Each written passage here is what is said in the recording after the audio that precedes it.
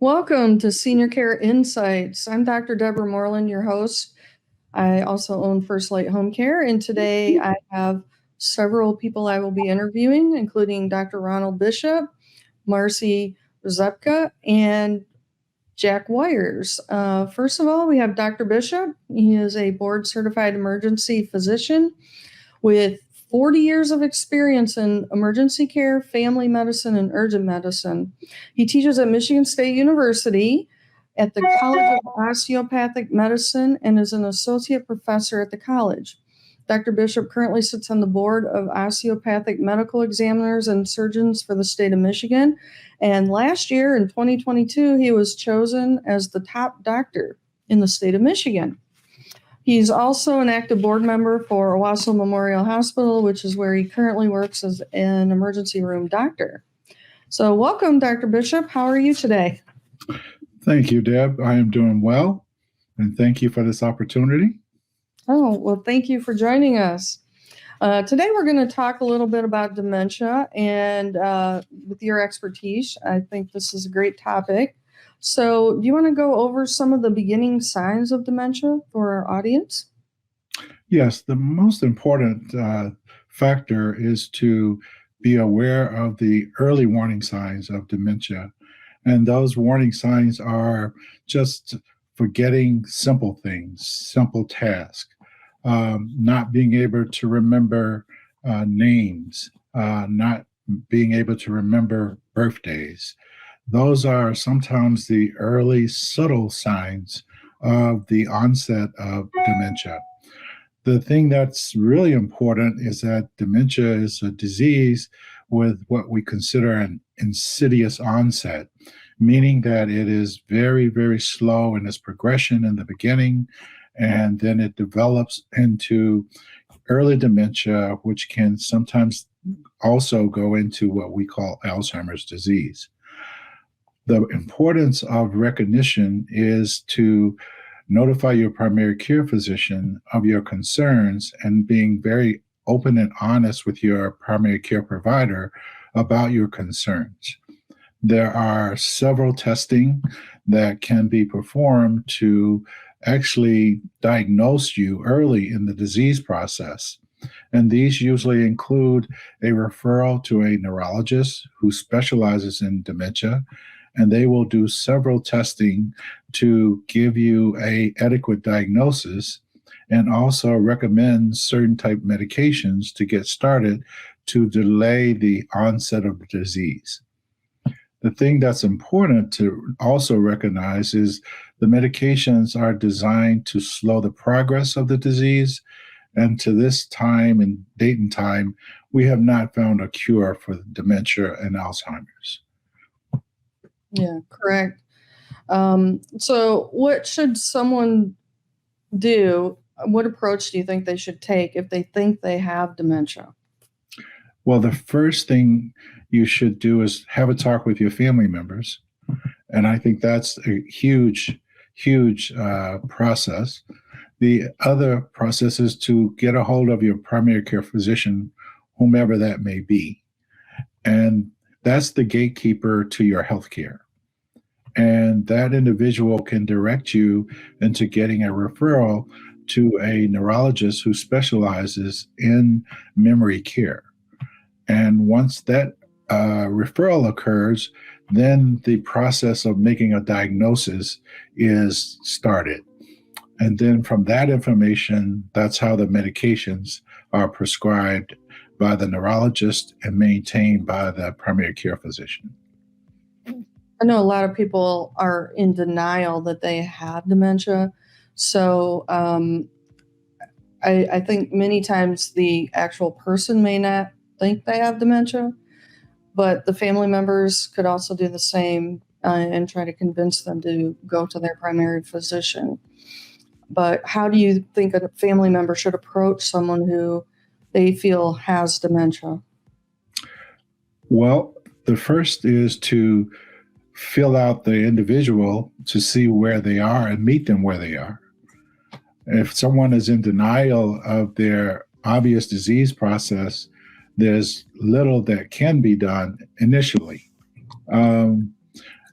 The other thing that you can do is start to get services that you provide to sometimes bring individuals in the home to help with cooking, daily tasks, traveling, driving, all of those things. So if you can take those things away from them, you can keep them safe.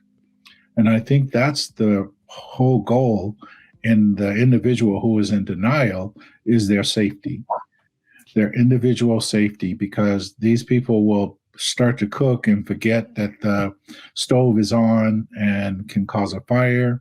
Later on in the disease processes, they can get in their car and drive and get lost and can't find their way home.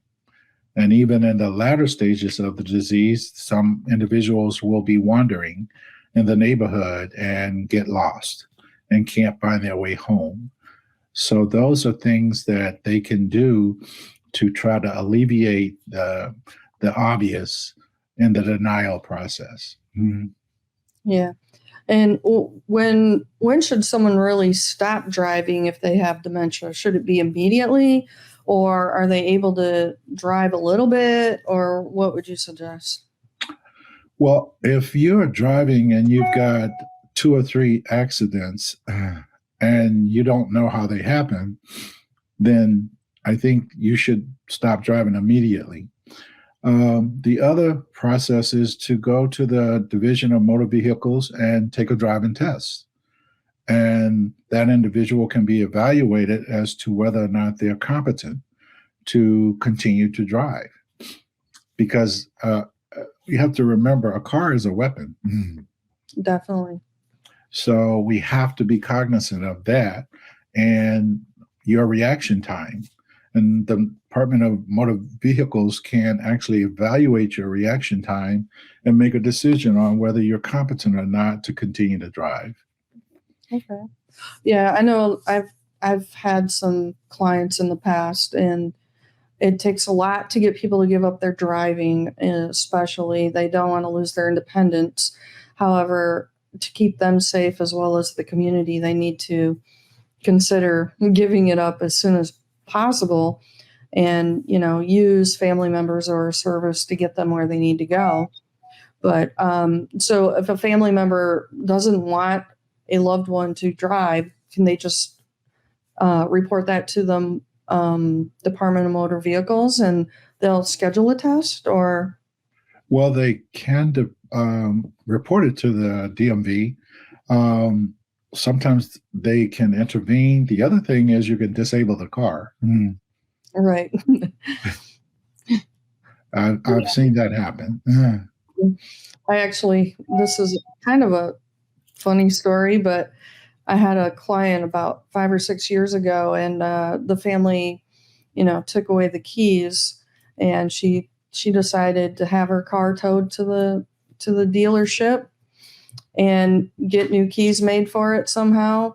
And then unfortunately she ended up in she didn't end up in an accident per se, but she was out driving on ice and came back home and fell on the ice, and then she never could go back home. So people need to think about their overall safety as well, and when they should be going in and out and things like that.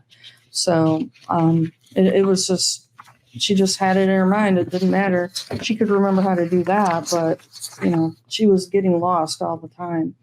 So what approach how should someone plan once they have a diagnosis? So looking down the road, it's very good to plan ahead. Even though their dementia may not be very bad, people tend to put things off. But what are some things that they should be planning for? One, they should be planning for their care moving forward as the disease progresses. The second thing they should do is get their affairs in order while they're in their right mind, meaning the DPOA, who will make decisions for you when you cannot no longer make decisions. What do you want as far as your funeral arrangements, whether you want a funeral or not a funeral, whether you want to be cremated or buried. You also want to talk about your business aspects of what you want as far as your financial aspects and who you want your financial assets to go to. What do you want done with your home and all your assets? Those are all things that I think are important to have discussions about when you're in your right mind. Once the disease has taken over and you're reached the latter aspects of Alzheimer's, you're unable to communicate, and that creates a huge obstacle for your family members or your caregivers. Yes, it does. And if it's not written out, people make the decisions for you, and you don't really know what they might decide for you. So it's best to plan ahead. So I hear you have a book coming out soon. And when is that going to be released? And can you give us a little bit of information about that? Absolutely. I have, for the last 5 years, been thinking about writing a book, and the name of the book is Life One Breath Away. And this is actually a memoir of my life growing up in Birmingham, Alabama, in the segregated town of Fairfield, Alabama, and basically been pushed around in my family and growing up in the segregated area of Alabama, and then being forced into integration in high school, and then going to college and experiencing some bias and racial inequality in the institution of my own race, and managed to go to medical school. And I talk about my interests and my experiences in medical school. But I also talk about my experiences 40 years being in the emergency department, where I have experienced multiple individuals who have passed away. And what I realized in that experience is that when we die, you take one breath. And after that one breath, there's a calm. And it almost feels like it's something leaves your body, a spirit leaves your body, and it travels elsewhere. And I talk about that experience. And I also talk about the experience of birth, of when you are born, when you come through the birth canal. The first thing we do as physicians is look for that first breath. And that first breath is the beginning of your dash to the end of your last breath. And I also talk about Alzheimer's in my book. I talk about the importance of health and health maintenance, and the importance of having a primary care physician early on in your life so that you have a blueprint for your health for comparison's sake. The book also talks about my life and the experiences that I've had with personal experiences with depression. I talk about some of my health issues of being a prostate cancer survivor and having 2 back surgeries, and the repercussions of having that and being depressed and coming out of it and being able to work and become productive. So this book is quite comprehensive. My hope is that they will read the book and be inspired that you can do anything that you want when you put your mind to it. My reason for writing the book was I wanted to be a doctor since I was at the age of 5, after having a conversation with my father, who wasn't able to go to college. And he always wanted to be a doctor, so I decided that I would pursue that avenue in his honor. And having lost my father, I know he's in heaven smiling down on me as a result of the success that I have made. So that's the essence of the book. And my hope is it's coming out end of October, first part of November. We're in the process of the editing and the cover, and I don't think we're far away. Well, that's awesome. I'm looking forward to reading it myself. So repeat the name of that book again so people know. Life One Breath Away. All right. Thank you so much, Dr. Bishop. Our next guest is going to be Marcy Rzepka. And We're ready for a break.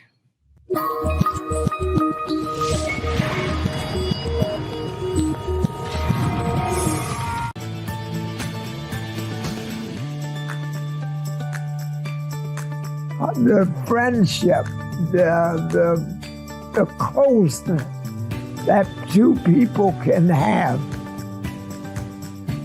My caretaker just does everything I ask her to do. Motivates me to the extent that I know that I can live another day. She's my transportation. When we shop, groceries, she fixes my hair for me. And then she makes her lunch, she makes supper. She just ordinarily is a companion. And she walks the dog, which is wonderful. And still, she's a lovely companion. I love her. She's fantastic, and she's doing a good job. Time is valuable, especially when it comes to caring for a loved one. Instead of spending your day juggling caregiving tasks, you could actually spend quality time with your family, enjoying the memories, playing games, catching up on work, or simply relaxing and getting recharged. A client review stated, "We used First Light Services to care for my mom for almost 3 years in her home. We were very lucky to find such loving and compassionate caregivers.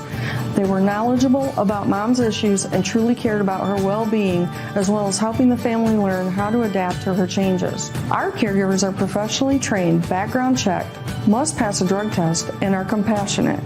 We offer flexible plans tailored to meet your family's needs, ensuring that you get time back in your day without compromising the quality of care. Don't let another day slip away being a caregiver.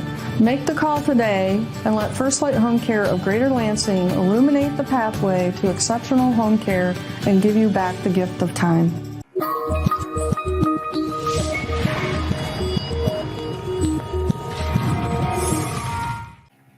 Welcome back to Senior Care Insights. Our next guest is Marcy Rzepka. She's an MSU Communications graduate with over 3 decades of experience in sales. She has a remarkable story of resilience and compassion. In 2015, she faced a personal tragedy, though, losing her beloved brother and best friend, Mark. And then the same year, shortly after, she found out that she had kidney disease. These unfortunate experiences have led to the creation of the Mark Advocacy Group, a 501c3 nonprofit established in 2021. This organization that she runs provides vital support to individuals with kidney disease and diabetes. And in her role as a senior member relations manager at the Lansing Regional Chamber of Commerce, Marcy also continues to empower individuals and businesses in her community. When she isn't working, though, she enjoys time with her family, friends, her dog Ruxin, and cat Mabel, and she likes writing poetry and singing. Her journey is a testament to her unwavering commitment to helping others. So, Marcy, how are you doing today? I'm doing fantastic. How about you, Deb? I'm doing great. I'm doing really great. So, you want to go into why did you start the Mark Advocacy Group? Sure, and thanks for having me. So, my brother had a lot of autoimmune diseases when he was young. He was sick all the time, and back then, they didn't really look into autoimmune diseases. So as he got older, obviously my parents took care of him. As he got older, though, I stepped in, and as being such a close sister and him being my best friend, I stepped in as an advocate for him. So I went to many of his appointments. And through this journey, I got to see how people are treated based on the opinions of the healthcare industry that is formed with the patient. So, for example, my brother had to have a double hip replacement surgery in his early 30s because we have a degenerative arthritic disease that runs in my family. So he got put on a lot of opiates during that crisis. And then he had a lot of pain. We took him back in, and they just thought, here's this young man who wants to have more drugs, when actually it was an infection in the hip. And had I not been there, it probably could have been a completely different scenario. And I realized how important it was not only to have your own voice, but to have someone that could back up your voice if yours wasn't heard. So from that point forward, I moved forward with him, going to most of his appointments. I was the person that could contact if he couldn't, along with my mom at that time. And I realized that this was a very important thing that people needed. And as I started paying attention, I saw how people didn't have someone to go along with them. And then when Mark got a little more sick, my mom and I were still his advocates, and then we lost him unexpectedly. He got an infection and he got sepsis and passed away in his home. And then 6 weeks later, I got diagnosed with stage 3 kidney disease. And as I started going through the process, again, acting as my own advocate, I realized I would see how many people would come to these appointments alone, who couldn't drive. They would ride a bus. They would, go home after a procedure alone. Recently, in the last year and a half, I went through the transplant program. And as I was in there getting a procedure where I had to be put under, the woman next to me was getting the same procedure. My driver got given my outpatient instructions, whereas this woman was in her 70s and had taken a bus there and was then having to take a bus home, listen to her own outpatient instructions. And I just realized, that this isn't something that should be happening. Everyone deserves to have someone go along with them, and not just taking them to and from appointments, but, taking notes, picking up scripts. We will be offering different types of training programs. So it's just, once I realized what a gap there was for people who, just to have someone embrace them in this situation where they are, I decided to launch this after my brother's name. Oh, that's really good. We see that happen a lot with people too, where they don't, if they do get a ride, they're being dropped off and not having someone to stay with them. And a lot of times they don't even know what's going on, and it's good to have a second person there. So that's really good. So what is your vision for that Mark advocates can impact in the community? So we're going to try and do this a little bit different. We were discussing this with my board the other day, and we decided that we want to be a nonprofit that people actually pattern themselves after. So what we are doing is instead of just offering the rides to and from, sitting there with them, we're not going to be hiring bus drivers. We're going to be hiring people who are going to go in, take notes. We will supply them with a notebook that will be just for that patient. We will match patient experiences with advocate experiences. They will all be background checked, much as you do.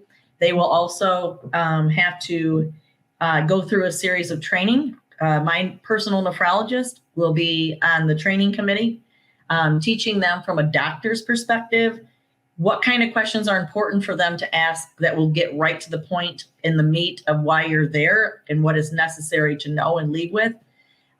They will also be trained by myself and other people who have gone through as the patient, saying, here's what's important that you catch that I might miss, because sometimes you're overwhelmed as the patient and you're only grasping what little you can. And there might be small things that you may just kind of pass over in your mind, but really matter. So having someone else to capture that information is really important. They will also, we're going to be offering our advocates meditation and yoga, because this is very stressful. Caregivers often take on the brunt. I'm my own caregiver. There's times I need to do meditation and yoga for my own self, but because I have to deal with myself. But it's we're going to they can be a part of Medicare and Medicaid training seminars we're going to hold, so that they can remember the information if the patient comes up with questions. Blue Cross Blue Shield billing codes, things like that. So our advocates are going to be trained in a different way than most. It's not just, please come in and volunteer to do this. And then, we want to keep them long-term. Longevity is important in anything, and that consistency. And just like in your business, where they love to have that same person come to see them, having the same person to walk through the journey with them is most important. And that's what we plan on making happen at the Mark Advocacy Group. That's really a good thing because it can develop that relationship with that person, and they'll feel much better about having someone go along too once they get to know them. So how can people get involved and be an advocate? Sure. So you can go to markadvocacygroup.org, and we have applications there for people to fill out on our website.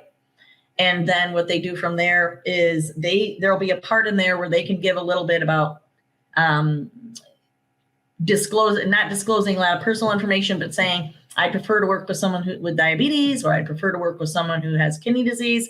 It may be because they had a family member. It may be, we've got some advocates that have gone through the kidney transplant journey. So they're going to be able to know firsthand. So they might say, I prefer to work with someone with kidney disease. We've got people who have diabetes currently that are advocates.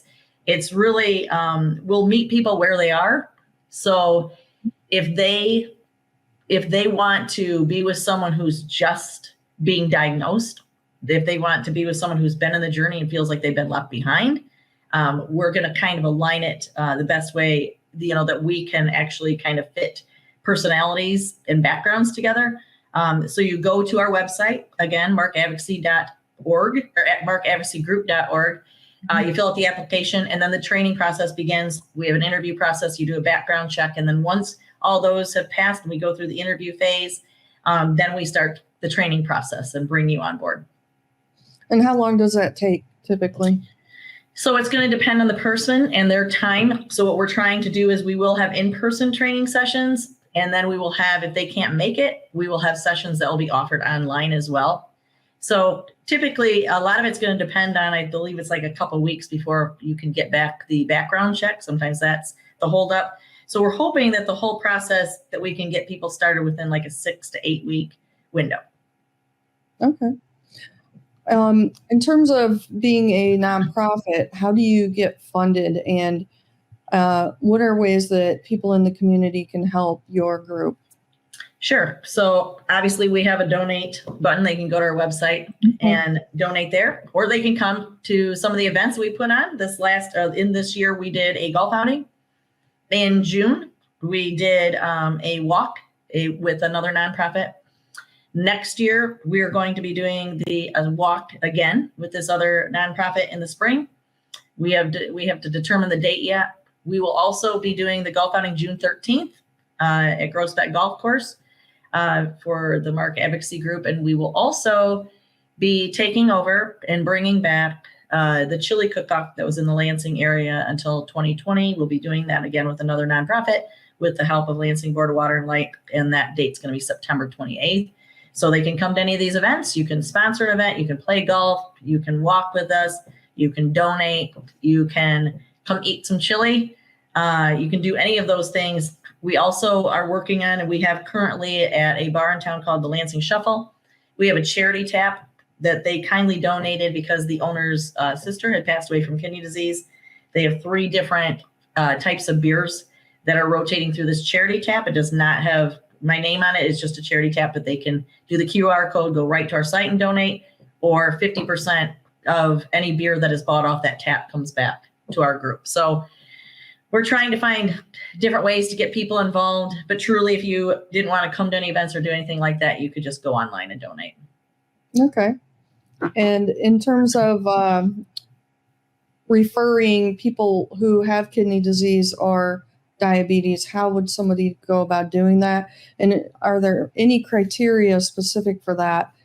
Or can anybody that's been diagnosed just be receive some help from you guys?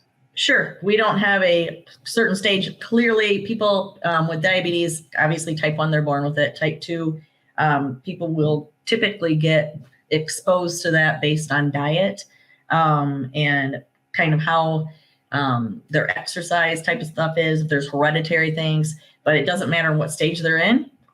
We like to help people who have type 2 diabetes, because oftentimes the amazing thing I have found is that with simple diet changes, oftentimes that can be reversed. Most people who come to us with kidney disease are going to be in the stage 3 or stage 4 level, sometimes even stage 5, because you don't typically get diagnosed until stage 3, because it's a pretty symptom-free disease. You don't know it's a silent disease. 1 in 3 people are at a risk of having kidney disease. They may have it and not even know it, because again, there just aren't a lot of symptoms. So unless you go and ask for that panel of blood work to be pulled to check your kidneys constantly, then you probably aren't going to know. But no, there is no stage that we will not help. Even if someone comes on and says we're pre-diabetic, we're running into issues, and we're already starting to experience some health issues. We'll take them on and help them at that point, because not always is it about going to a doctor. Sometimes we're going to be working with a couple ladies who have delivery services for food, and we'll be selling those online so people can kind of change their diets and see how that works. So improving your health can start at any stage in your life. Oh, definitely it can. It might just take a few little changes, and it can make a huge difference in your life. Sure. So yeah. And having someone to encourage you and to do that, and to know that you're not alone. We'll also offer support groups of people who are in my position, waiting to get a transplant, or have, they're a donor and they have questions. They want to know what's going to happen. Or they're caregivers, or we simply are going to have just like a community forum where our patients can talk to each other if they so, choose to do so. Okay. And are there specific symptoms that are noticeable in the beginning at all for some people? So I think some of the things that, looking back now, if I think about the symptoms that I had, was I started to get really tired very easily. And without knowing it then, I was very, very dehydrated, and my hands would cramp a lot. So I had that going on, and I didn't drink a lot of water at that time. So I kind of chalked it up to that. But those are some of the early symptoms that you will see. Obviously, if you start having issues with, discoloration in your eyes, or, all of a sudden you have a lot of edema going on, definitely you need to get in somewhere, because that'll happen. I did have that too, where I would bloat up in my lower legs, and I couldn't figure out what was happening. By the time I was paying attention to being so tired, I had just lost my brother. So I figured it was just the grief that was taking that on. And I'm sure part of that was once I got diagnosed, but those would probably be the symptoms I would pay attention to. So if you're extremely thirsty, if all of a sudden you have issues that you're going to the bathroom either too much or not enough, those are symptoms. Cramping, bloating, edema, those are some of the symptoms I would look for early on. Okay. All right. Well, thank you so much for being on our show. Absolutely. You've given us a lot of information, and I hope some more people will get involved with your mission. And thank you again. Thank you, Deb. Have a great day. You too. Bye-bye. Bye.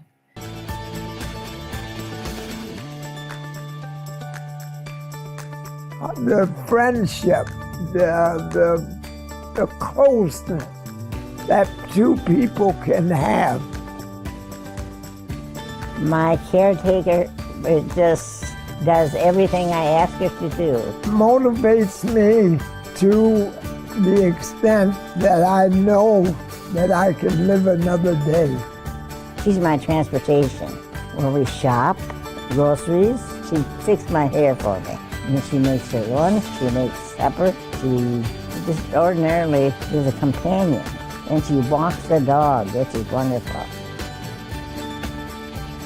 And so she's a lovely companion. I love her.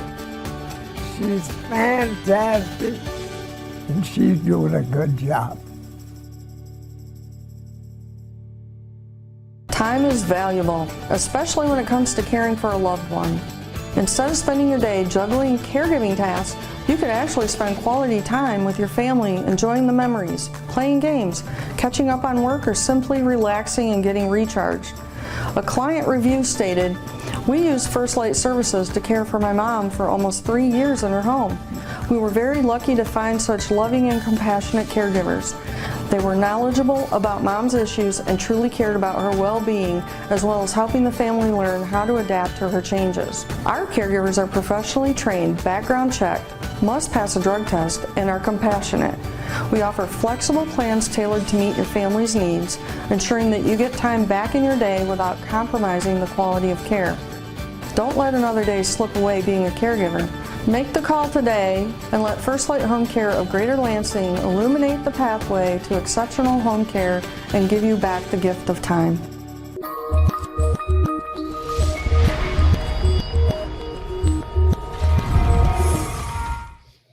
Good afternoon. Welcome, Jack. How you doing, Deb? Doing Good to see great. you. Good to see you. Yeah, great to see you again. All right, we have Howard J. Weyers, aka Jack, from the Family and Elder Law of Mid-Michigan, and he's going to be speaking to us today about powers of attorney. So after nearly 25 years of it being in the employee benefit industry, Jack decided to go back to school to pursue his dream of becoming an attorney. Coincidentally, he had the privilege of being a primary caregiver for his mother as well, who struggled with Alzheimer's disease. All of these experiences occurred at or around the same time to inspire him to pursue a career in the area of estate planning and elder law to help families plan for and endure in times of need. So, could you tell us about a significant moment and or experience that inspired your strong commitment to helping families dealing with various illnesses? Yeah, I sure can, Deb. It's kind of a real kind of confluence of things that happened all at once, but I decided to go back to law school at a very old age. And when I did that, you have to take a law school entrance exam. So I had talked to some people that I knew were practicing law, and they had visions of me entering practice with them in the gaming law area. So it's very different than what I'm doing today. So you take a test called the LSAT, which is the law school entrance exam. The day after I took that exam, my mom was diagnosed with Alzheimer's disease. So I was still going to go down the original path, but as you mentioned before, Deb, I was one of her primary caregivers. And as we went through that process, I would take mom out, try to keep her engaged as much as I could. And one of the things I did was take her to a local memory care facility because they did gardening there, and it was somewhere I could take her where she could garden and be safe, that we didn't have to worry about her wandering off. And while I was there, I just watched, just kind of observed the other folks that were at the nursing home. And there were folks that were there all alone and their family never visited them. Mm-hmm. There were folks where you heard the families, just fretting about how they were going to pay for care and continue to pay for care. And then the worst ones where you'd hear the people sitting around wondering if grandma was going to die in time, that they'd still get some money. So, you saw the really good and the really bad there. And that experience really inspired me to give up the gaming law piece and become an elder law attorney. So that's really what got me here. And that's what kind of fuels my passion on a daily basis. Okay. Well, today we're going to talk about the importance of powers of attorney. Yeah. And so can you explain what are powers of attorney? So powers of attorney can cover a pretty broad area, but we always kind of refer to it as above ground planning. So it's the planning that you do if you're above ground, so you're still alive, but you're not well. So what would happen if you became incapacitated? Who could make various decisions for you and act on your behalf? So there are really a couple areas of concern that we really want to address. And if you don't address it yourself, the court system in our state, in Michigan and most states, has a resolution too. But most people don't want the state making decisions for them and creating the rules for which their care would be provided and how their money might be spent to provide that care. So there are really two primary documents that we use. One's called a patient advocate designation. Some people call it a healthcare power of attorney or a medical power of attorney or a healthcare proxy. And it's a document where you name the person who can make your healthcare decisions for you if you can't. The other document we use, we refer to it as a durable power of attorney, and that is the document that allows people to make financial and legal decisions for you when you can't make them for yourself. Okay. So what powers of attorney are needed? Are both of these needed, and why are they needed? Well, so again, as I said, the reason that they're different is because they're different in the law. So in Michigan, you may have heard of legal proceedings called guardianship and conservatorship.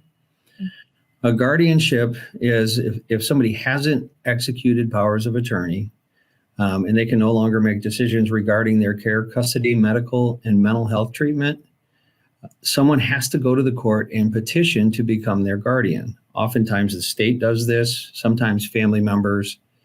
A patient advocate designation in Michigan, that's how it's encoded in the law, is a document that allows you to appoint a patient advocate and their successors if they can't act, because sometimes your agent may not be able to act. So we try to build some depth into that document, and to create rules as it relates to your care, custody, medical, and mental health treatment, to give them direction. Some people have heard the term advanced directives or medical directives. So there's a grant of legal authority that gives someone the authority to make those decisions for you. And then you can provide direction or instructions in that document so they know how you want to be cared for. So in short, as it relates to your health care, you get to choose the people who will act for you rather than the court making that decision. And you get to decide the rules they play by rather than a judge making those decisions for you. So that relates to the healthcare piece, and it's a separate document. And the other document, as I said before, is a durable power of attorney. And that's, would you name someone to act to make legal and financial decisions for you if you're incapacitated? So who pays the bills? These can be two different people. You can have a patient advocate that's different from your power of attorney. And oftentimes people like those kind of checks and balances, or they want to, split up the duties, because sometimes these aren't the most fun jobs, and you have other people questioning the decisions you're making and things like that. But we try to do the same thing in that document as we provide direction as to how we want our money spent. And, together those things are, you have the person who can arrange for your care, and then the other person who arranges for payment of your care and make sure all your other bills get paid. Okay. So who basically needs a power of attorney? Well, interestingly, and this is one that people forget, and it doesn't necessarily relate to seniors, is really everyone over the age of 18 should have powers of attorney. And there's a couple different scenarios that you might think of, but if you send a child off to college, they get in a car wreck and they're injured, you as your parent, once they're 18, they're an adult, you as their parent no longer have legal authority to make decisions for them as it relates to their health care. So we always say everybody who's reached the age of 18 should have at least a patient advocate designation, if not a financial power of attorney. So really everybody needs them. So there's kind of that piece, is every adult, if they want to make the decision as to who's going to make those decisions for them, should have powers of attorney. And the other thing is kind of a public duty to do these things, because if you don't do it, you're going to tie up the court system. A judge and the court's resources, when you could have taken action yourself to make these decisions and not put the burden on the court system to do so. Right. And the court isn't necessarily going to make the decisions that you want. That's very true. So one of the things that we've seen recently, and it is a little bit troubling, but I was just actually sending out an email here earlier to a gentleman who he's concerned that his stepmother isn't caring for his dad the way that he would like to see his dad be treated.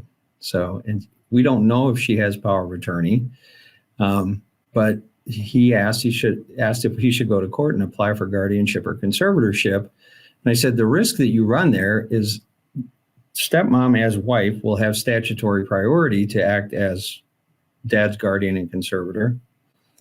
But son, if son can show that she's maybe not acting in his best interest, the judge may not pick the son automatically to be guardian and conservator, because oftentimes judges who get elected don't want to make that call. And the easy call for them to make is to appoint a public administrator.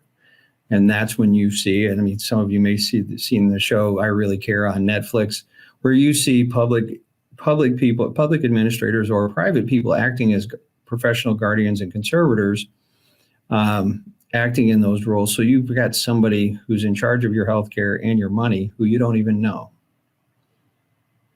Okay. So it's a bit risky, and most people don't want to. Sounds like it. It sounds very risky. Yeah. So in fact, recently there was a Court of Appeals case here in Michigan where the Court of Appeals admonished a probate judge because he was doing this kind of, it became his standard of practice is when people came in, he would just appoint public guardians rather than appoint family members, even when the family members wanted to be the guardian. So it's just doing the powers of attorney is just a way for you to take control and for you to make the decisions rather than leaving that up to the state or the court. What specific decisions can all be made in a power of attorney in terms of healthcare? So we have what we call basic documents. And so for example, a basic patient advocate designation. In my case, I, Jack Weyers, appoint my wife, Becky Weyers, to make healthcare decisions when 2 doctors have certified that I'm no longer able to participate in my own healthcare decisions. If Becky can't do it, my buddy Mike is next. If Mike can't do it, my sister's next. So we build that kind of flexibility into the document. So that's the first decision you make. And we think you ought to make that, with some forethought. You want people to be able to carry out your wishes. In that basic document, there's generally a section that gives you one of 3 choices as it relates to end of life. So the first choice would be, if I'm in a coma or irreversible vegetative state with no hope of recovery, if life-sustaining treatment would only artificially delay my death, or the burdens of treatment, in my patient advocate's opinion, outweigh the benefits of treatment, please cease all life-sustaining treatment and let me die naturally while relieving me of pain and keeping me comfortable. So that would be choice 1. There's a second choice that just says, if I'm in a coma or irreversible vegetative state, stop life-sustaining treatment. And then the third choice is keep me alive no matter what. So that would be in a basic document. In an enhanced document, we would put directions as to different things. You want family there to pray with you, what kind of music you want to have played while you're at the hospital. Do you want to be taken outside before you pass away? All those sorts of things. We can put direction as it relates to organ donation, donating your body to science, how you want to be remembered. If you're in a long-term care situation, we create another document called a personal care plan. And that's just how you want to be treated on a day-to-day basis. Mine says, give me two cups of black coffee before 10 a.m. This is the kind of music I like. This is the kind of music I really don't like. I'm spiritual, so, please expose me to spiritual situations when you can. I want to be taken outside a couple times a day, unless it's a blizzard or rains all day like it did here today. Don't feed me liver, because my grandpa used to make me eat it all day, and don't feed me shrimp because it'll kill me. So we can be that detailed. And, in your job, so oftentimes you've got people you're caring for that can't really express how they want to be cared for. And if we can provide an instruction manual, it makes everybody's job easier, creates peace of mind, and hopefully prevents family fights when people start questioning the patient advocate on why they're providing treatment the way they are. Okay. So that's something we do in the healthcare. The financial power is a little bit less, flexible. There's kind of more legalese in that document. But some of the things we do there is we integrate the financial power of attorney with the rest of an estate plan, so that we're coordinating the actions of the patient advocate with the financial power of attorney to make sure care is paid for appropriately. If you're a business owner, who can run your business, because that may not be the family member that you choose as your financial power of attorney. We put all the powers that would be needed in that document and direction as to how we might protect assets if we were in a very long-term situation that might bankrupt the family, where we could try to qualify them for Medicaid long-term care benefits if needed. So how would someone go about getting powers of attorney completed? Well, there's a lot of ways you can do it. You can go online and find them. I don't necessarily recommend that, because maybe I'm being a little selfish in that regard, but I think there's some counseling that goes into that, to the process. So in some thought, oftentimes we see people just name their kids the oldest to youngest, and then they end up with the wrong agent. They maybe haven't thought through the decision-making process.